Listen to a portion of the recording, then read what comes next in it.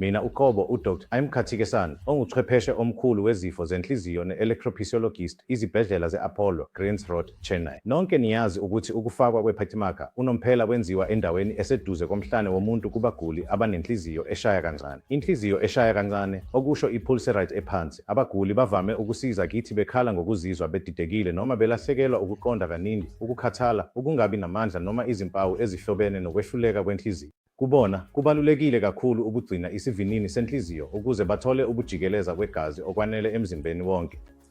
Ngokuvamile lokhu bekulokhu kwenziwa amashumi eminyaka ngokufakwa kwe-pacemaker yendabuko eduze komhlane womuntu ngokusika okulinganiselwa ku-intshi ezimbili ngaphansi kokubuswa umjovo wendawo. Kodwa ngokuhamba kwesikhathi, siqaphele ukuthi ukufaka i-pacemaker evamile kungadala umonakalo enhliziyweni uma umuntu ephila isikhathi eside, iminyaka eyi-10, eyi-20 noma ngaphezulu.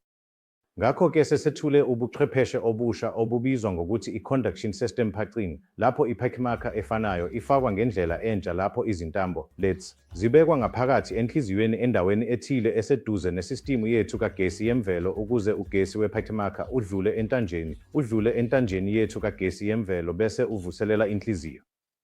Ngokwenza lokhu, singagwema izinkinga ezihlobene ne-pacemaker esikhathini eside.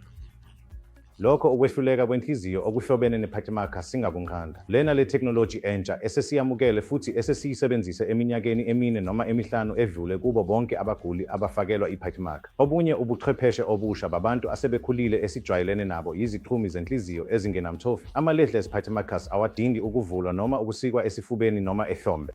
Sisebenzisa indlela yokuhlinza encane esuka ethangeni, singafaka ikapsule encane efana ne-pacemaker, siyibeke ngaphakathi enhliziyweni ezohlala iminyaka eyi-10 kuya kweyi-15 ukuze abantu abadala, uma bengasakwazi ukufakelwa i-pacemaker evamile, laba bantu bakwazi ukufakelwa le-pacemaker ngaphandle kokusika noma ukufakwa kwezibopho, baphile isikhathi eside ngaphandle kwezinkinga ezinkulu.